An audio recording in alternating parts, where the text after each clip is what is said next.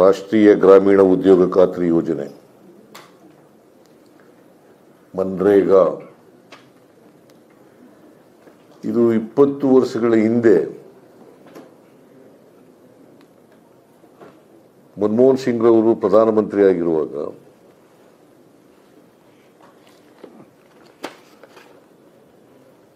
Directive principles ನಲ್ಲಿ ಇದ್ದಂತ ವಿಚಾರಗಳನ್ನು ಜನರ ಹಕ್ಕುಗಳನ್ನಾಗಿ ಮಾಡಿ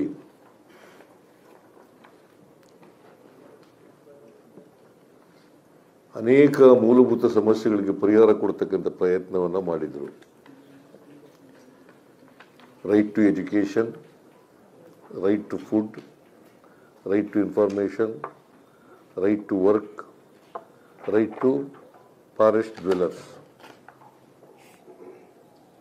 ಹೀಗೆ ಸಾಮಾನ್ಯ ಜನರಿಗೆ, ಬಡವರಿಗೆ ಮತ್ತು ರೈತರಿಗೆ, ಸಣ್ಣ ರೈತರಿಗೆ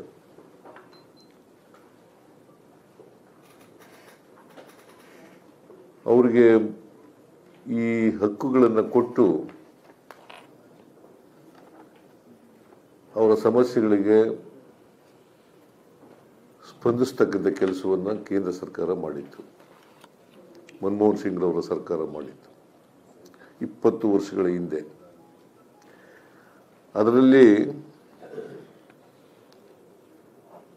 ಈ ಉದ್ಯೋಗ ಖಾತ್ರಿ ಯೋಜನೆ ಕೂಡ ಒಂದು. ರೈಟ್ ಟು ವರ್ಕ್,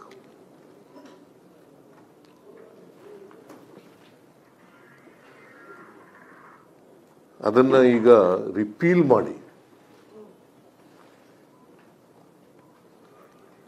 ಉದ್ಯೋಗ ಖಾತ್ರಿ ಯೋಜನೆಯನ್ನ, ಮಹಾತ್ಮ ಗಾಂಧಿ ಉದ್ಯೋಗ ಖಾತ್ರಿ ಯೋಜನೆಯನ್ನ ರಿಪೀಲ್ ಮಾಡಿ, ದಯಮಾಡಿ ಅದನ್ನು ಬರೀಬೇಕು, ರಿಪೀಲ್ ಮಾಡಿ ಕೇಂದ್ರ ಸರ್ಕಾರ ಹೊಸ ಕಾಯ್ದೆಯನ್ನು ಮಾಡಿದೆ.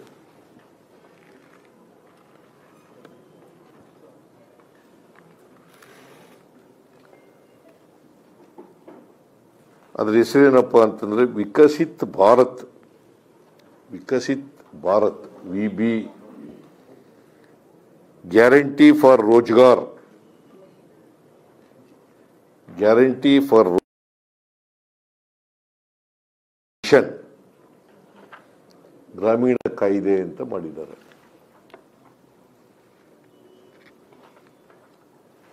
ಶಾರ್ಟ್ ಟರ್ಮ್ನಲ್ಲಿ VB G Ramji, G Ramji act ಅಂತ ಮಾಡಿದ್ದಾರೆ. ನಾನು ಇವೆರಡಕ್ಕೂ ಏನು ವ್ಯತ್ಯಾಸ ಇದೆ ಅಂತಕ್ಕಂಥದ್ದನ್ನು ಆಮೇಲೆ ಬರ್ತೀನಿ. ನಾನು ಈಗಾಗಲೇ ಗ್ರಾಮೀಣಾಭಿವೃದ್ಧಿ ಸಚಿವರಾದಂಥ ಪ್ರಿಯಾಂಕ್ ಖರ್ಗೆ ಅವರು ಕೆಲವು ಪ್ರಮುಖ ವಿಚಾರಗಳನ್ನು ನಿಮ್ಮ ಮುಂದೆ ಪ್ರಸ್ತಾಪ ಮಾಡಿದ್ದಾರೆ.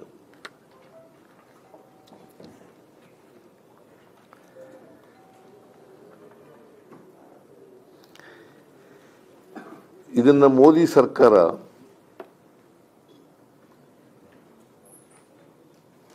ರಿಪೀಲ್ ಮಾಡೋದ್ರ ಮೂಲಕ, ಮನ್ರೇಗಾ ಕಾಯ್ದೆಯನ್ನು ರಿಪೀಲ್ ಮಾಡೋದ್ರ ಮೂಲಕ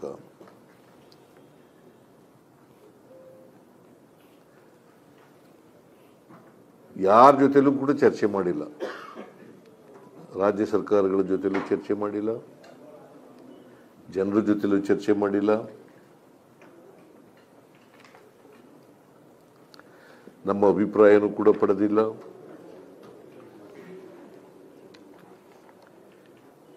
ಒಂದು ರೀತಿ ಸರ್ವಾಧಿಕಾರಿ ಧೋರಣೆಯನ್ನು ಪ್ರದರ್ಶನ ಮಾಡಿದ್ದಾರೆ.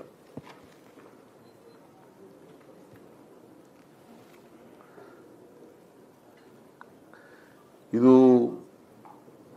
17ನೇ ತಾರೀಕು ಪಾರ್ಲಿಮೆಂಟ್ನಲ್ಲಿ ಮೂವ್ ಆಗುತ್ತೆ, 18ನೇ ತಾರೀಕು ಪಾಸ್ ಆಗುತ್ತೆ.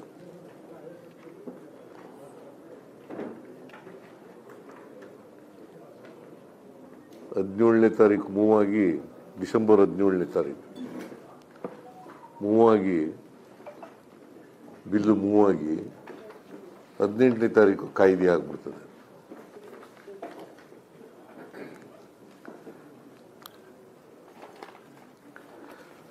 ಸುಮಾರು 12 ಕೋಟಿ 16 ಲಕ್ಷ ಇಡೀ ದೇಶದಲ್ಲಿ 12 ಕೋಟಿ 16 ಲಕ್ಷ ಕಾರ್ಮಿಕರಿದ್ದಾರೆ ದೇಶದಲ್ಲಿ. ಅದರಲ್ಲಿ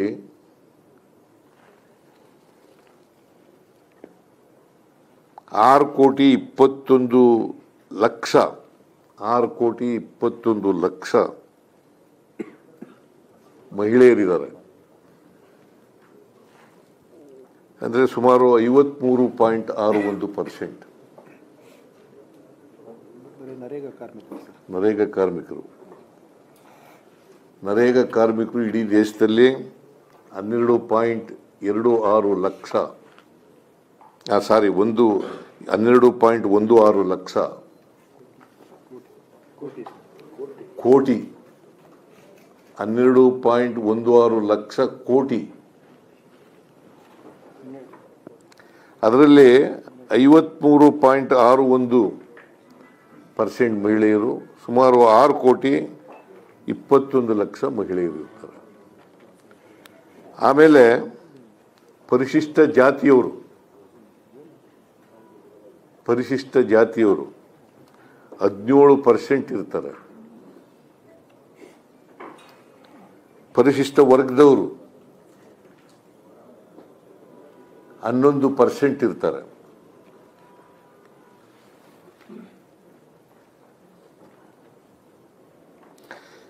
ಇದು ದೇಶದ್ದು ಅಂಕಿಅಂಶಗಳು. ಕರ್ನಾಟಕದಲ್ಲಿ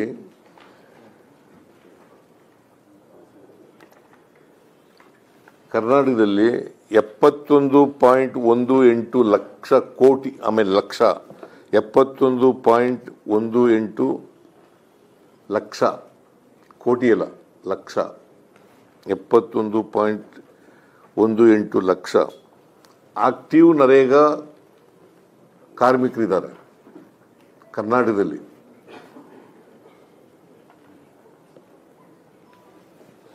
ಇದರಲ್ಲಿ 36.75 ಲಕ್ಷ ಮಹಿಳೆಯರು,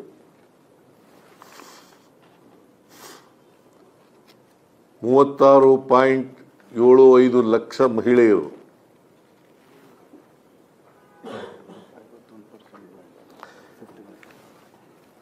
ಪರ್ಸೆಂಟೇಜ್ ವೈಸ್ 51.6% ಮಹಿಳೆಯರು ಇರತಕ್ಕಂಥದ್ದು.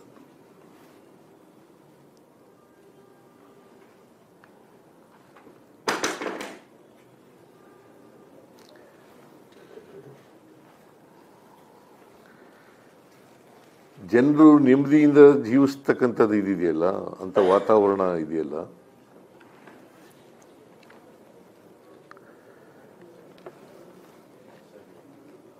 ಅಂತ ಕಾನೂನು ಮಾಡಿರ್ತಕ್ಕಂಥದನ್ನ ನಾಶ ಮಾಡ್ತಕ್ಕಂಥದ್ದೇ ಬಿಜೆಪಿಯವ್ರ ಕೆಲಸ. ಇದಕ್ಕೆ ಮಾರ್ಗದರ್ಶಕರು ಯಾರು ಗೊತ್ತಾ? ಬಿಜೆಪಿಯವರ RSS.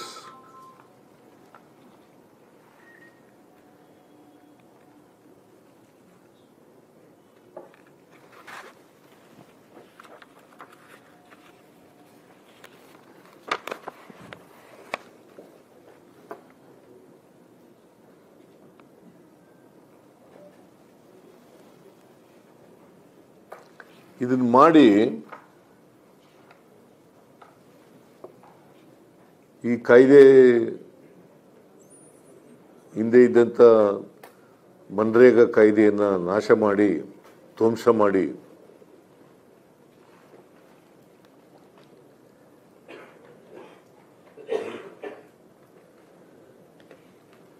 ಅದರಿಂದ ಉಪಯೋಗ ಯಾರಿಗಾಗ್ತಾ ಇದೆ ಅಂದರೆ ಕಾರ್ಪೊರೇಟ್ ಕಂಪ್ನಿಗಳಿಗೆ.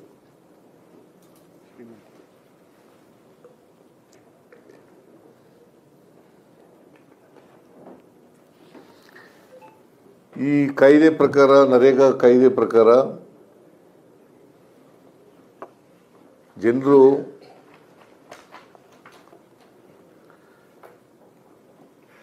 ರೈತರು, ಕೂಲಿ ಕಾರ್ಮಿಕರು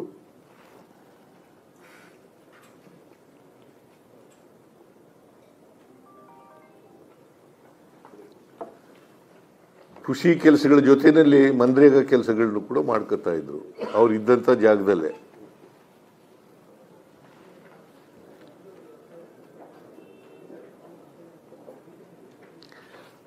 ಆ ಮೂಲಕ ಹಳ್ಳಿಗಾಡಿನ ಆರ್ಥಿಕತೆಯನ್ನ ಕಟ್ತಾ ಇದ್ರು.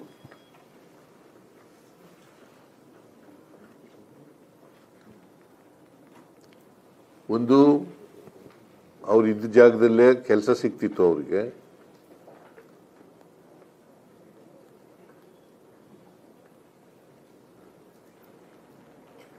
ಅವ್ರ ಮಕ್ಕಳುಗಳನ್ನ ಹತ್ತಿರದ ಶಾಲೆಗೆ ಕಳಿಸ್ಬೋದಾಗಿತ್ತು.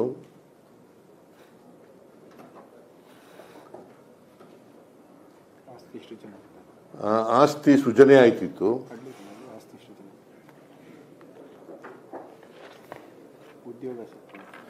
ಆಮೇಲೆ ಅವರಿಗೆ ಉದ್ಯೋಗ ಸಿಕ್ತಿತ್ತು. ಆಮೇಲೆ ಉದ್ಯೋಗ ಕೇಳಿ ಪಡಿತಕ್ಕಂಥ ಹಕ್ಕು ಅವ್ರಿಗಿತ್ತು.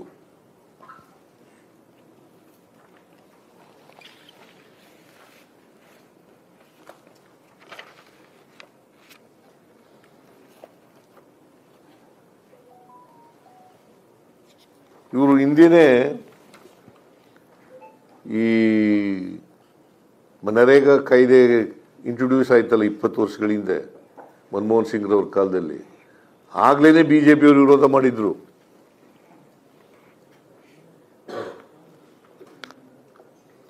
ಏನು ಬರ್ಕೊಳ್ಳದೆ ಕೂತಿದ್ಯಾ?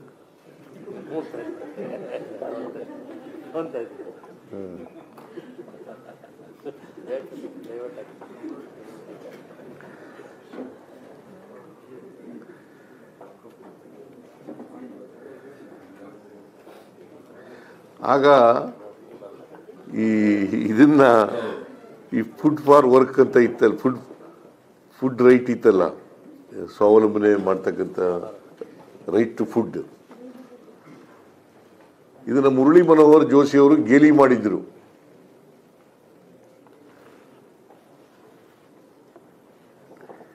ಏನಂತ ಗೇಲಿ ಮಾಡಿದ್ರು ಅಂತಂದ್ರೆ, ಈ ಬಿಲ್ ಬಂದಾಗ,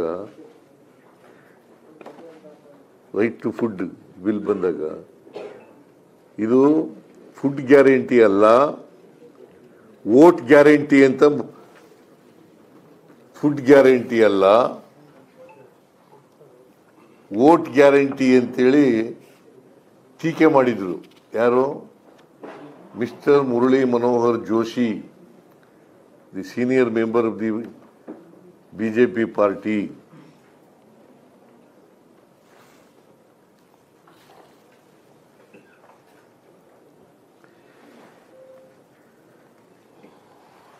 ಆಮೇಲೆ ಬಿಜೆಪಿಯವ್ರ ಸಾಧನೆ ಏನಪ್ಪಾ ಅಂತಂದ್ರೆ, ಈಗ 11.5 ವರ್ಷ ಅಧಿಕಾರದಲ್ಲಿ ಇದ್ದಾರಲ್ಲ, ಅವ್ರ ಸಾಧನೆ ಏನಪ್ಪಾ ಅಂತಂದ್ರೆ, ಯೋಜನೆಗಳನ್ನ ಹೆಸರು ಬದಲಾಯಿಸೋದು.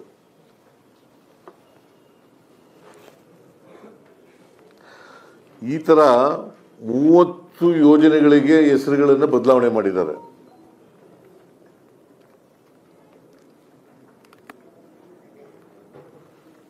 ಅಥವಾ ರಿಪೀಲ್ ಮಾಡಿದ್ದಾರೆ. ಕಾನೂನುಗಳನ್ನೇ ರಿಪೀಲ್ ಮಾಡೋದು. ಈಗ ಉದಾಹರಣೆಗೆ ಹೇಳಬೇಕು ಅಂತಂದ್ರೆ, ನಿರ್ಮಲ್ ಭಾರತ್ ಅಂತ ಇತ್ತು, ಅದನ್ನು ಸ್ವಚ್ಛ ಭಾರತ್ ಅಂತ ಮಾಡೋದು.